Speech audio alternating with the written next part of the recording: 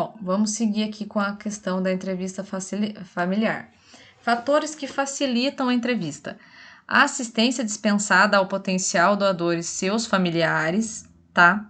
O esclarecimento dos familiares quanto à morte encefálica. Então, não dá para ter pressa, né? Você não pode ter pressa nesse momento. Precisa esclarecer todas as dúvidas da família, né? E com atenção e empatia, porque se a família perceber também que você está com pressa ali, que você está querendo agilizar o processo, isso não é legal, tá? A linguagem utilizada por entrevistador, então não adianta querer falar com um monte de termos técnicos, um monte de nome difícil, se a família não vai compreender. Princípios bioéticos, né? Vamos voltar lá atrás na parte de se fazer entender, né? Então isso é importantíssimo. O estado emocional dos familiares e o desejo do potencial doador quanto à doação. E o local da entrevista. Não vai entrevistar a família ali no balcão de enfermagem com todo mundo passando o tempo todo, né? Isso não tem cabimento. Fatores que dificultam a entrevista.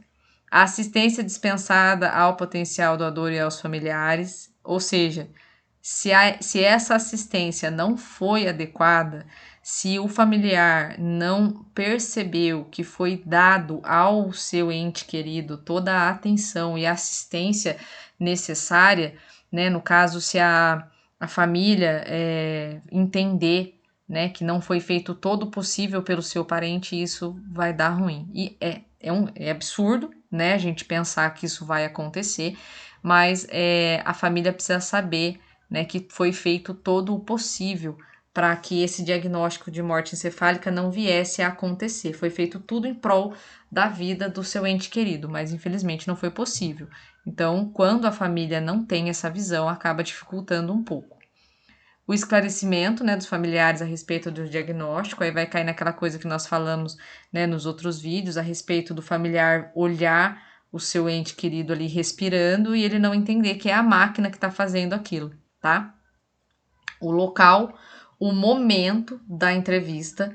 Então, a família acabou de receber o diagnóstico que o ente querido dela morreu e que ela nunca mais vai ver aquele ente querido. Aí vem o pessoal, dá licença, posso perguntar um negocinho? Vamos doar? Gente, isso é absurdo, né? Colocar-se no lugar do outro, isso não existe, né? Então, é muito tato nesse momento, tá? Saber a hora adequada para estar conversando com a família, tá? Também não dá para esperar a família organizar todo o velório para ir lá conversar, a gente tem que saber a hora certa, né?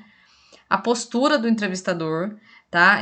Um entrevistador inseguro nas suas informações, olha, é complicado, tá? Então precisa ser um entrevistador seguro, empático, né? Que tenha essa visão, né? Que se coloca no lugar da outra pessoa. Não adianta você querer trabalhar na captação de órgãos e não acreditar que a captação é algo legal, é algo viável, é algo positivo e querer trabalhar com isso. Não tem como, né?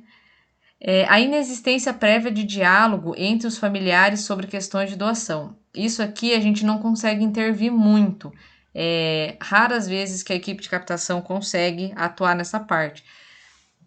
Às vezes o pai não conversou com a mãe, que não conversou com o filho, que não conversou com a avó, e aí fica-se toda aquela discussão em torno disso. Então, a falta de comunicação, né, com a família, né, do potencial doador, eles entre si não terem conversado sobre isso acaba também dificultando um pouco, né, o trabalho ali da equipe de captação.